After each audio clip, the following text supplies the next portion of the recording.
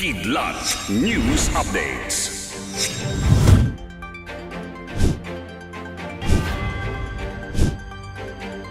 Ako po si Cesar Soriano, kasama ang buong puwersa ng Kidlat News Channel para ihatid ang nangungunang mga balita sa buong kapuluan ngayon.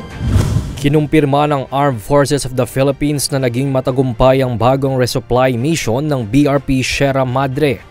Bagamat nakabantay ang ilang barko ng China papasok ng Ayungin Shoal, wala nang nangyaring hindi kanais-nais kumpara noong nakaraang buwan. Kinumpirma rin sa Twitter post ng dating US Air Force official at ex-defense attaché Ray Powell na naka-escort ang BRP Cabra at BRP Sindangan ng Philippine Coast Guard sa resupply boats. Sinabi ni Powell na may 2 barko ng China Coast Guard at 10 maritime militia vessels ang nag-aabang at nakaharang patungo ng Ayungin Shoal pero hindi niya matiyak kung nagkaroon muli ng girian. Ito ang panibagong resupply mission matapos ang matagumpay na rotation at resupply mission noong August 22 at ikatlo mula nang mangyari ang water cannon incident noong August 5.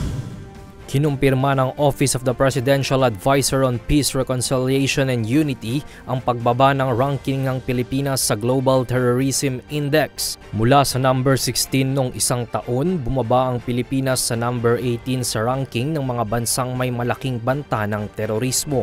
Ayon kay OPAPRO Senior Undersecretary Isidro Purisima, malaking tulong ang localized peace talks at pagkakaisa ng armed groups sa Mindanao sa unti-unting pagbaba ng ranking ng Pilipinas. Nakatulong din anya ang whole of nation approach para sa kapayapaan at seguridad ng bansa. Muling tumaas sa 2.27 milyon ang bilang ng mga walang trabaho sa bansa.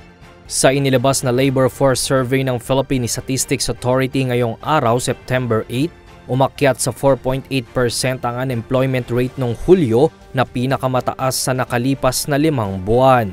Gayunman, sinabi ni PSA Chief at National Statistician Dennis Mapa na mas mababa ito kumpara sa 2.6 million noong isang taon.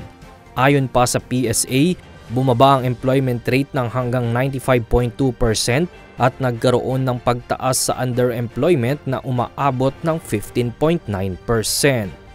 Para sa Kidlat News Update, ito si Jai Reyes, nag-uulat.